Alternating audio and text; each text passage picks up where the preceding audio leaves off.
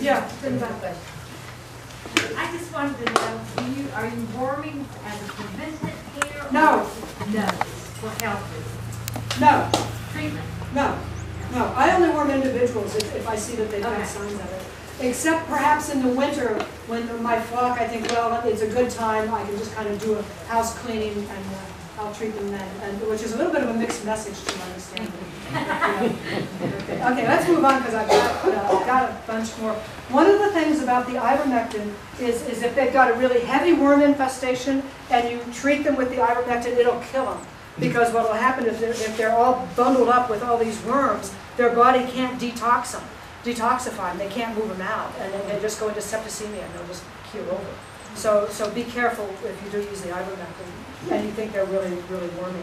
In fact, you can do an autopsy on them and open that gut up, and it's just like there's twisted spaghetti in there that nobody can move to breathe. It's pretty awful. Diatomaceous earth we talked about, it's just the fossilized remains of these diatoms. That's it.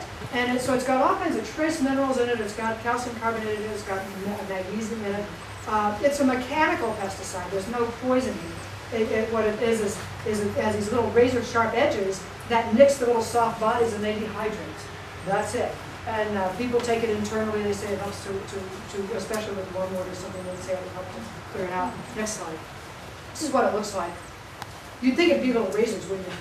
But this is a little diatom blown up, like thousands of %. But it's just got these little sharp edges that are basically silicate and calcium based, and they just sort of slice through them. Next one. Yeah. Can you tell more about the blackhead? We had More about what? Blackhead? Oh, ask me afterwards. Okay. Okay, foot care. Now, I pay a lot of attention to my chicken's feet. I'm not a pedophile, but I really want them to have healthy feet. Think about it. Think about it. If your chicken can't get around, and they can't forage, and they can't scratch, and they can't move and get exercise, you're not going to have a healthy chicken, right? So that's why I'm spending a little more time here. This is one of the things you can do that's preventative that has been really, really important. Next slide. Frostbite. This is that little bird that was so pecked so badly. This is her feet. See, no toes. I mean, she's lost her toes. I think part of it was due to frostbite. Part of it was also due she was on a wire cage. And I've seen a lot of toes broken or just broken off that have been in these wire cages. Okay, don't have time for that. Next slide. This is, if you need to treat a foot, like a bumblefoot or something, do the burrito thing. See, this chicken's just laying there. She's quite content. I'm using a toothbrush to kind of clean it off so I can see what the area is. There was a pretty bad abscess. There's a pretty bad abscess that I was going to treat. Not incest, abscess. Chickens do have incest though. It's called line breeding. Next slide. Toe balls. How many of you seen toe balls on your chickens? Yeah. Well, but the toe balls happen when especially in static runs. They're in there, they're in mud, and they're in their muck. And what happens is that manure mixes in with that dirt, and it forms this concrete hard, like a piece of concrete, literally. And as they're scratching and pulling around, this is just a young little chick. See that little toe ball there, and there's one there that's pretty good. Well, these balls can get so big, they'll actually break the toes or cripple them. And what you got to do to get them off is soak them. You can't just take a hammer and slam them. You're going to hurt the toe, but you've got to work them off over time. So that's something to keep aware of. I've never had any toe balls on my chickens because they're never in mud or just in, it's always in deep mulch. You have the deep mulch like Harvey was explaining, you're never going to get these toe balls. Have you ever had toe balls? Have your chickens ever had toe balls? No. Okay, now this is scaly laying. This is a slide showing two things. This is a mild case of scaly laying. This is that chicken that had that wound again. But also look at these toenails here. You can see how long they are. So now what happens if you get toenails? It's just like with people. When a chicken's nails are the right length, it can dig, and it's like a little backup. It can dig and scratch. But if the nails start getting kind of long, it forces these toes sideways. And as you start getting older chickens, you've got to pay attention to this. It's not taught in any agricultural school to trim your chicken's toenails. There's no need. They don't live that long, first off, and if they do, who cares? And you've seen these. So I'm not against factory farms. I'm for local agriculture. I keep telling myself. So you see this one, she would have a terrible time forage on this. And then arthritis sets in, and then they start to hobble around, and they'll hop down from the top perch, and they come down hard on this foot, and they're hurting. I mean, you can see them when they're stiff, walking. So trim their toenails. Roosters too, make sure their toenails are trimmed as well as the spurs, because their spurs can literally slice open a chicken. And the way to take a spur off, there are two ways. One, you can just take some pliers and twist it and it pops right off. They don't seem to mind too much, which is and then the other way is a hot potato. You put it on there and twist it. Yeah. So the trimming the toenails, how do you know how deep to go? Because like cats, they have a quick, and you don't want to cut to the quick. Question is, how do you trim the toenails? How do you know when enough is enough? Same with your fingers. When you see that little the cuticle and the quick, you just don't go. Or if you see a little speck of blood start to come out, you've gone far enough. So go slow. Go slow. Like in here, I'd probably take about that much off, and then just use your regular people toenail clippers. That's all you need. You don't need the big horse hoof trimmer. And then I also file them down. I wish I had Oprah in here because I wanted to show her. She needs her beak filed a little bit. She's getting older and she has a little bit of an overlap.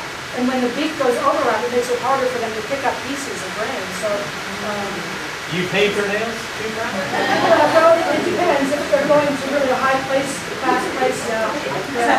Would you love to be her chicken? Be cool. I don't even paint my nails. Next slide. Okay, this is that 8-year-old barred rock. I told you she would be 10 and laid 1 egg every spring. Well, this is the one. And she's got a pretty good life. She's not in bad shape there for being 8 years old. And then she also went on, that same year when she turned 10, to sit on a clutch of eggs. She hatched them out. She brooded them.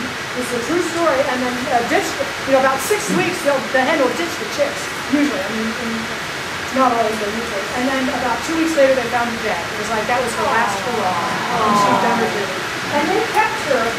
Not only as a pet, but she was also she was alpha hen. And she tutored the little babies and the young ones that came in. She had work not just for her age, but also as like a nanny. So it's not just about her. Okay. There's a time in every healthcare situation when you've got to end it all. Right? I mean, it's just what if it's a sick bird or a bird you don't want to eat, what I suggest is the neck dislocation method. Oh, thank you. Yeah.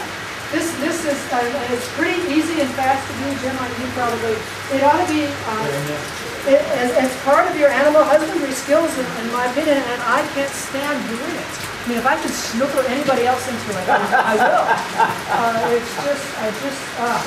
And for us gals, if it's a big bird or something and you don't have anyone else around that you can squeeze into doing it, you can also just step on her head and pull up. And that could be it dislocates it within probably 2 minutes. They go to the death throes and that's it. They're done. I mean, don't even have some of them suffer. Next slide.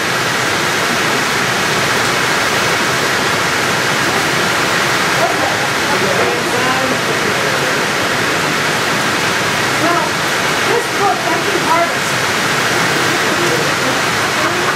Woo!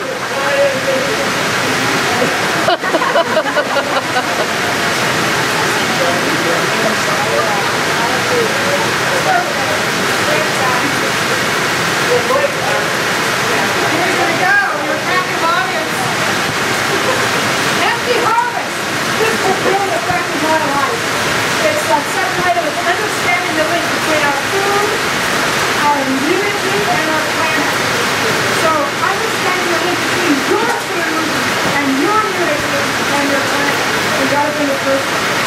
Now, the same thing is for livestock as well as for persons.